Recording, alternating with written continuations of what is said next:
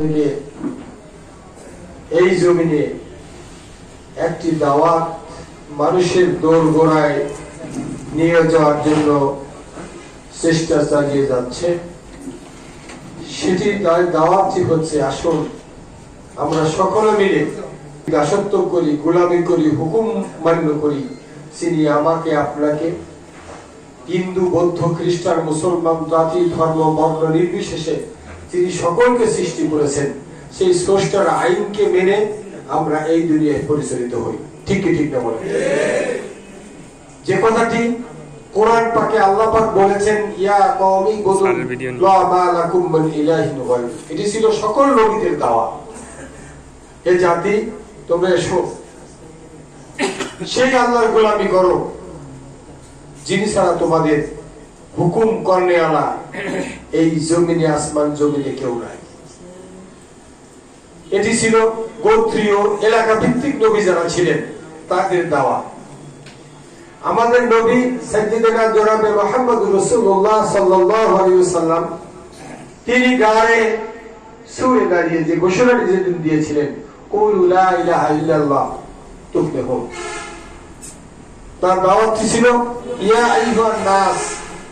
পৃথিবীর সকল মানুষের উদ্দেশ্যে তার দাওয়াত ছিল, শুধু মুসলমানদের উদ্দেশ্যে দাওয়াত ছিল না। ঠিক ঠিক না বলে? ইয়া আইয়ুহান নাস বলতে শুধু মুসলমান, গোটা পৃথিবীর মানুষ। এই আহ্বান মুসলমানদের জন্য, হিন্দুদের জন্য, খ্রিস্টানদের জন্য, যত ধর্ম বর্ণ নির্বিশেষে পৃথিবীতে মানুষের সকলের জন্য এই দাওয়াত। ইয়া আইয়ুহান নাস কুলু, তোমরা বলো লা ইলাহা ইল্লাল্লাহ, আল্লাহ ছাড়া কোনো আইন দাতা নাই, আল্লাহ ছাড়া কোনো বিধান দাতা নাই।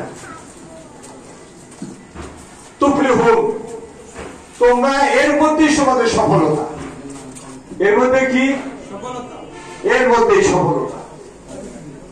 ঠিক আমাদের নবী সাইয়্যিদুনা জনাবে মুহাম্মদুর রাসূল সাল্লাল্লাহু আলাইহি ওয়াসাল্লাম এই দাওয়াতটি তার সমাজে দিয়েছিলেন। এই দাওয়াতের মাধ্যমে মাঝে অনেক ঘটনা প্রবাহ আছে, আমি ঘটনা প্রবাহ বর্ণনা করব না। জুলুম নির্যাতনের কারণে জন্মভূমি ছেড়েছেন, ঠিক কি ঠিক না? জন্মভূমি ছেড়ে মদিনায় গিয়েছেন। মদিনার ওই ইসলামী সমাজটাকে গোটা পৃথিবীর ইহুদি না ছাড়া মুসলিম বিদ্বেষী যারা, তারা ওই মদিনাকে টার্গেট করেছে। ঠিক কি ঠিক না বলে? আল্লাহ রাসূল মুসলিম ও তার কিছু সাহাবীদেরকে নিয়ে সেদিন পিছপা হন নাই। মুসলিম ও কিছু আল্লাহর বান্দাদেরকে নিয়ে তিনি বিজয় সন্ত্রস্ত হন নাই। বরং আমরা কি দেখি, 1000 সুসজ্জিত বাহিনীর বিরুদ্ধে 313 জন ঈমানওয়ালা মর্দে মুজাহিদ সেদিন বিজয় লাভ করেছে। ঠিক ঠিক। আমরা বোমার প্রান্তটি দেখতে পাই, 3 লক্ষ সুসজ্জিত বাহিনীর বিরুদ্ধে 3000 মর্দে মুজাহিদ সেদিন বিজয় লাভ করেছে।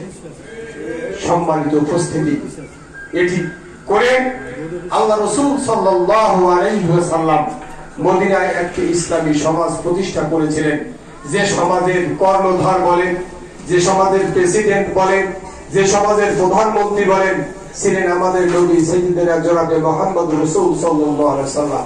ঠিক কি ঠিক না বলেন? আমি কথাগুলো সংক্ষেপে বলবো, আপনারা সকলে এই বিষয়টি বিবেচনা করবেন। সম্মানিত উপস্থিতি, আল্লাহ রাসূল সাল্লাল্লাহু আলাইহি ওয়াসাল্লামের পরে আরো কয়েকজন নবী রাষ্ট্রীয় দায়িত্ব পালন করেছেন। আপনারা সকলেই জানেন, হযরত দাউদ আলাইহিস সালাম, হযরত সুলাইমান আলাইহিস সালাম, হযরত ইউসুফ আলাইহিস সালাম ওই দিন মিশরের খাদ্যমন্ত্রী থেকে প্রধানমন্ত্রীর আসন গ্রহণ করেছিলেন। ঠিক ঠিক না বলে? সম্মানিত উপস্থিতি, এই নবীরা এই দায়িত্ব পালন করেছেন। আর যিনি আমার মালিক, তিনি আমাদের সকলকে সৃষ্টি করে তিনি আমাদেরকে তিনি শিখিয়ে দিয়েছেন, ওয়াজআলনি মিন লাদুনকা সুলতানান নাসীরা, তোমরা আমার কাছে চাও সুলতান নাসীর, সাহায্যকারী শক্তি, রাষ্ট্রীয় শক্তি, যে রাষ্ট্রীয় পদের মাধ্যমে, ইসলামকে রাষ্ট্রীয়করণের মাধ্যমে তোমরা গোটা দুনিয়ার মধ্যে মানুষের ইসলামের দাওয়াতটাকে মানুষের মধ্যে তোমরা প্রচার করতে হবে স্বচ্ছন্দে। রাষ্ট্র ইসলামের সমস্ত দায়িত্ব পালন করবে। এটা আল্লাহ পাক কোরআনে শিখিয়েছেন। ঠিকই ঠিক বলে সবাই তো উপস্থিতি। তাহলে বাংলাদেশ জামাত ইসলামী এই জমিনে আল্লাহর দ্বীনের ভিত্তিতে, কোরআনের ভিত্তিতে, রাসূল নবীর আদর্শের ভিত্তিতে যে সমাজটা কায়েম করার জন্য ময়দানে আছে, এটা কি কোরআন হাদিসের বাইরে? না। কিছু আল্লাহর বান্দা আছে এখন নির্বাচনের মাঠে বলে বেড়ায় জামাত ইসলামী জান্নাতের টিকিট বিক্রি করতেছে। তারা ধর্মের নামে ব্যবসা করতেছে, ধর্মের দোহাই দিয়ে ভোট নেওয়ার চেষ্টা করতেছে। কিছু আল্লাহর বান্দা বলতেছে আমরা দোয়া করি তাদেরকে আল্লাহ আল্লাহ, তাদের বিরুদ্ধে আমাদের কোনো বক্তব্য নেই, তাদের কাছে তাদের প্রতি আমাদের একান্ত কথা, আমরা আল্লাহর কাছে দোয়া করব আল্লাহ তাদেরকে ইসলাম বোঝার তৌফিক দাও। সকলে আমিন। তাদের দ্বারাই যারা এই অবাঞ্ছিত কথা বলেন, একমাত্র কেবলমাত্র জ্ঞানের অভাবে কথাগুলো বলেন, আল্লাহ তাদেরকে সঠিক বুঝদান করুক।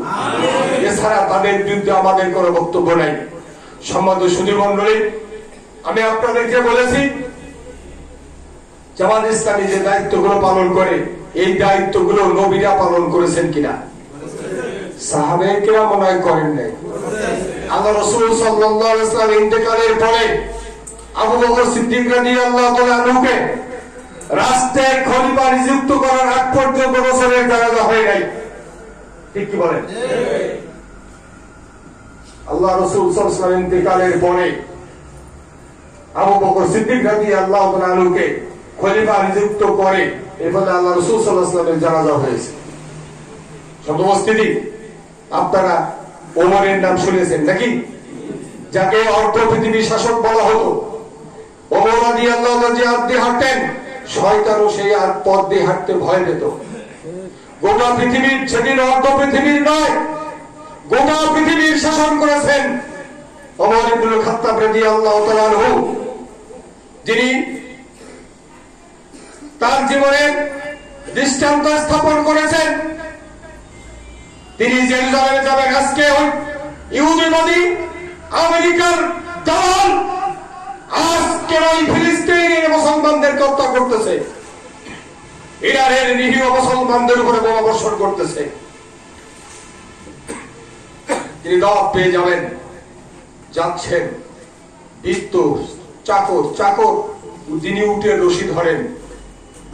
তিনি মরুভূমির ওই উত্তপ্ত, যারা হজে গিয়েছেন ঠান্ডা মনে হয় দিছে নাকি, পা রাখা যায় না, ওই উত্তপ্ত ময়দানে বালুর মধ্যে হাঁটা যায় না। তার চাকর উঠে রশি নিয়ে যাবেন। ওমর বলেছেন এটা হবে না, কিছুক্ষণ তুমি, কিছুক্ষণ আমি। এটা ইসলামের শিক্ষা। তিনি রাষ্ট্রপ্রধান ছিলেন, রাষ্ট্রীয় দায়িত্ব পালনের জন্য তিনি জেরুজালেমে রওনা হয়েছেন। সমেত উপস্থিতি, ঘটনাক্রমে যেখানে স্টেজ, যেখানে নামবেন তার আগে পালা হইছে ওই চাকরের বসা, আর রশি ধরার দায়িত্ব হয়েছে ওমরের। কবি নজরুল সে কথাটি বলেছেন তার কবিতার মধ্যে, বৃত্ত শরীরে উঠে ফিটে ওমর ধনুষ রশি, মানুষের কারণকে তুলে ধরিল দুলাইয়া মেল শশী। এটা ইসলামের শিক্ষা। এরা রাষ্ট্রের দায়িত্ব পালন করেছেন তারা। সম্মানিত উপস্থিতি, কেন দায়িত্ব পালন করেছেন? কোরআন এবং হাদিসের নির্দেশ তাই। বলেন ঠিক কি ঠিক না?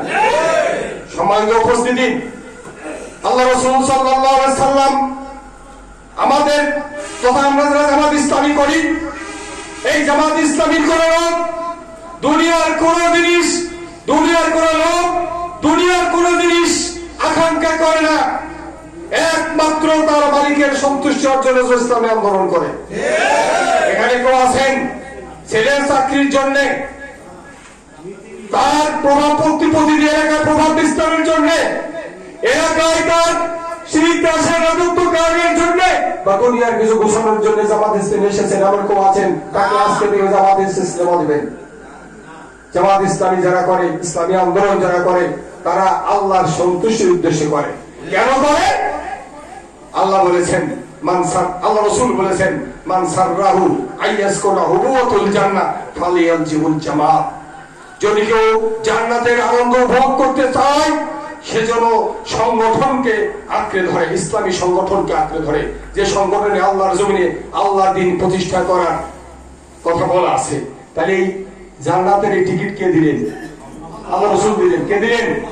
তাহলে আল্লাহ রাসূলের দেওয়া। আল্লাহ রাসূল বলেছেন বাল্লিগু আন্নী ওয়ালাউ আয়া, একটি শব্দ হলেও আমার আল্লাহর এবং আমার একটি শব্দ হলেও মানুষের কাছে পৌঁছাও। আল্লাহ রাসূলের এই কথাটা আমি পৌঁছাবো না? কথা বলেন, পৌঁছাবো না? সমাজে উপস্থিতি, যার কারণে এই জান্নাতে টিকিট বিক্রির দায়িত্ব আল্লাহ রাসূল দিয়েছেন। তা আমি এই জান্নাতে টিকিট বিক্রি করবো না, কে করবে বলেন? কথা বলেন, সবাই তো উপস্থিতি। শুধু তাই নয়, আল্লাহ রাসূল সাল্লাল্লাহু আলাইহি ওয়াসাল্লাম বলেন আনা আমারুকুম বিল খামসিন আল্লাহু আমারানি বিহিন্না, আল্লাহ আমাকে 5টি হুকুম দিয়েছেন, আমি আপনাদের সেই 5টি হুকুম দিচ্ছি। 1 নম্বর জামাত, 2 নম্বর সামু, তওয়াব, হিজরত, 5 নম্বর জিহাদ ফি সাবিলিল্লাহ। 5টি পাইছেন? পাইছেন 5টি? তাই 1 নম্বরটি জামাত, সংগঠন, ইসলামী সংগঠন, যে সংগঠন আল্লাহর জমিনে আল্লাহর দিন প্রতিষ্ঠা করার জন্য কর্মসূচি আছে। আমি জামাত ইসলামীর কথা নাই বললাম। বাংলাদেশে যে সংগঠন ইসলামিক আল্লাহর জমিনে আল্লাহর দিন প্রতিষ্ঠা করতে চায়, জামাত ইসলামী পছন্দ না, আপনি সেই সংগঠন করেন, আমাদের কোনো আপত্তি নেই। আমরা চাই কোন নেতাকে আমরা ওই সংসদে নিতে চাই না, আমরা কোরআনকে সংসদে নিতে চাই। আমরা নেতা হতে চাই না, আমরা দেশের মানুষের খাদেম হতে চাই। যদি খাদেম হতে কেউ আপত্তি থাকে, তিনি জামাত ইসলামী করবেন না। ওমর রাদিয়াল্লাহু তাআলা রাত্রে ঘুরেছেন, ক্ষুধার্ত পরিবারের কাছে খাদ্য নাই, পানি দিয়ে সন্তানদের, আপনার ওয়াজে শুনেছেন এই ঘটনা, শুনেন নাই? পানি দিয়ে, পানি জাল করে সন্তানদের সান্ত্বনা দিতেছেন। ওমর রাদিয়াল্লাহু তাআলা ঘরের মধ্যে ঢুকেছেন, জিজ্ঞাসা করেছেন, বলেছেন ওমর তো আমাদের খোঁজ নেয় না। বলতেছে কার কাছে? ওমর তো খোঁজ নেয় না।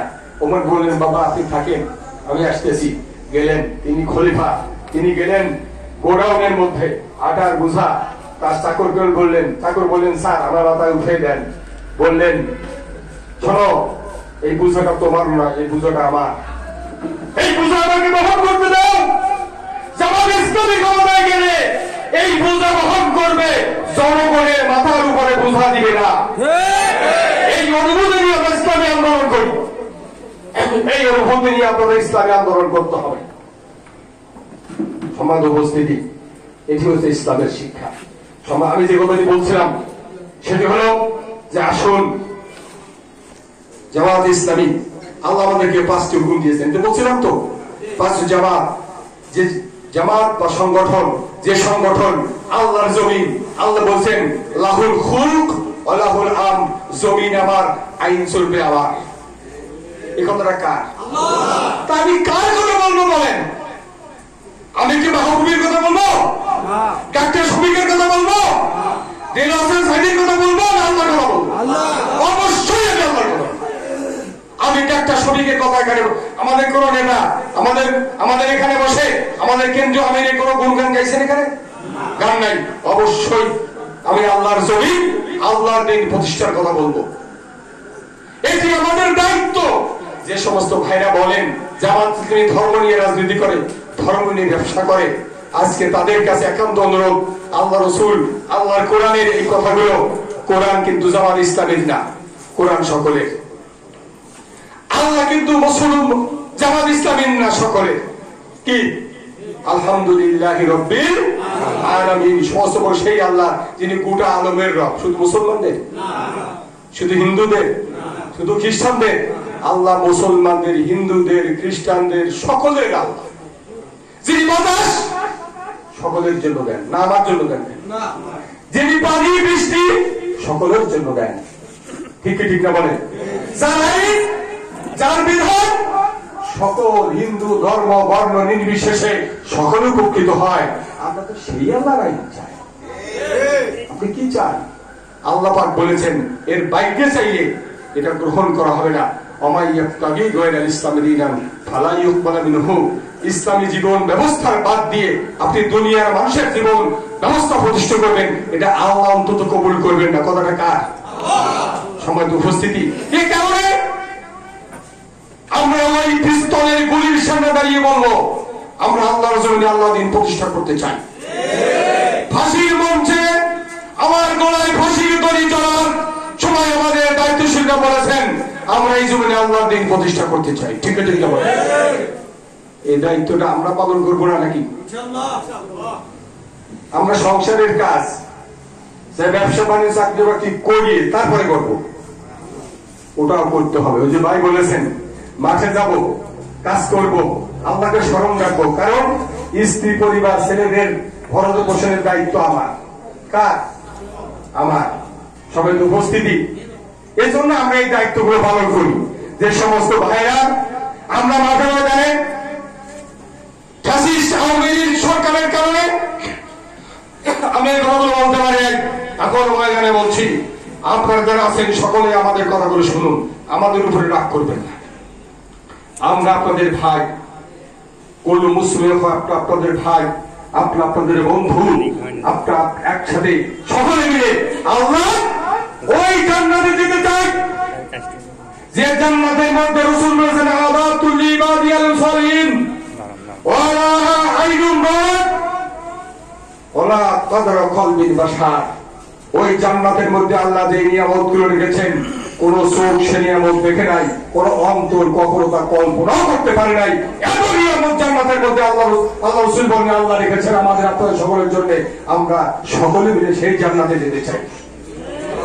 সুতরাং আসুন আপনারা কোরআন পড়ুন, হাদিস পড়ুন, আল্লাহ রাসূলের জীবনী, সাহাবাদের জীবনী পড়ুন। আমাদের সাথে যদি একমত হতে পারেন আমাদের সাথে একমত হন, না হলে নিজে আপনার দলের মধ্যে এই চর্চাটা করুন যে চর্চা আল্লাহ রাসূল, নবী, সাহাবা এবং ওলামায়ে কেরাম এদেশের মুসলমানরা করেন সেইটা করুন। আপনার আমারটা আমি করতে বলবো না, আপনার দলের মধ্যে এই চর্চা করুন।